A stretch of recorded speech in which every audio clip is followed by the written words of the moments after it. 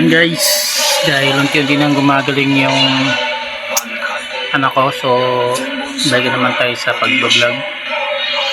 Busy lang ako kasi nagkasakit yung anak ko lalaki. Pero ngayon, bibigay tayo ng review. Okay, so ito ang bibigay tayo ng review. Pupunta tayo sa pagkain. Tulaan nyo kung anong pagkain to.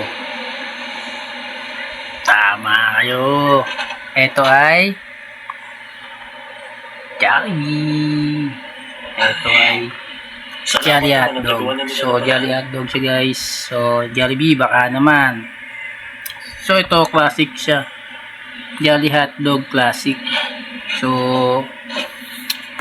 ito na siya guys.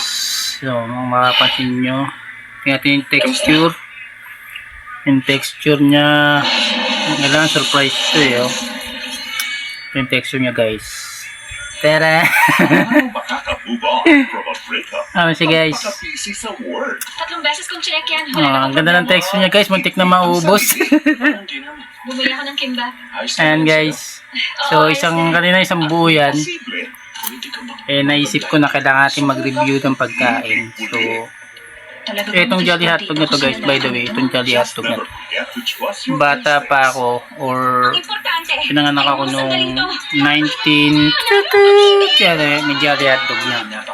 So diadala ako ng magulang ko dito sa Jollibee.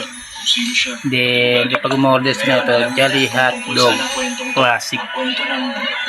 Hindi ako nagkakamali classic na Jolly Hotdog to guys. So sa tinagal-tagal ng panahon simula ng pinanganak ko guys,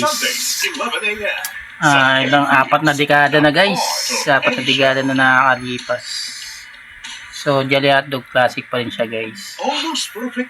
Pagdating sa guys, sa tasa, approve na approve siya guys. Kita nyo naman, muntik na maubos. So yung lasa niya hindi pa rin nagbabago, ganun pa rin. Although yung texture niya or yung size niya guys nag-iba na, pero masarap pa rin. So wala pa rin nakakatalo sa Jolly Hotdog niya. Natikman ko na yung version ng Jolly Hotdog ng 7-Eleven, pero mas trip ko pa rin to yung Jolly Hotdog. So bukod sa masarap siya, pampamilya, pambata din yung niya. Lasa niya. Shock na shock talaga sa lasang Pilipino. Meron lang ako isang suggestion. Okay, sa lasa wala akong problema. Sa suggestion lang, Jollibee. Baka naman, Jollibee. Suggestion ng Jollibee. Maglabas ka ng isang klase ng alam ko may isa pa klase ito ng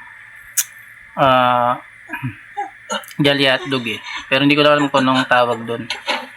Sana yung pangatlo yung yung may konting spicy, alam mo yun, para sa aming mga thunders, na. So yun lang. Siguro konting spicy para sa mga thunders or sa mga matured. So sa bata okay ito yung classic, wala problema. Masakto na sa panlasa. Huwag ka sana magagalit sa ginawa ng yun lang, sana yung patlong version niya may konting anghang na or something like that na kapag kumagat ka, malasahan mo yung sarap at naghahalo yung anghang at tamis dun sa Jolly Hotdog niya. Okay, Jollibee, yun lang. 100% masarap, 100% Pinoy. Thank you, Jollibee. Baka naman.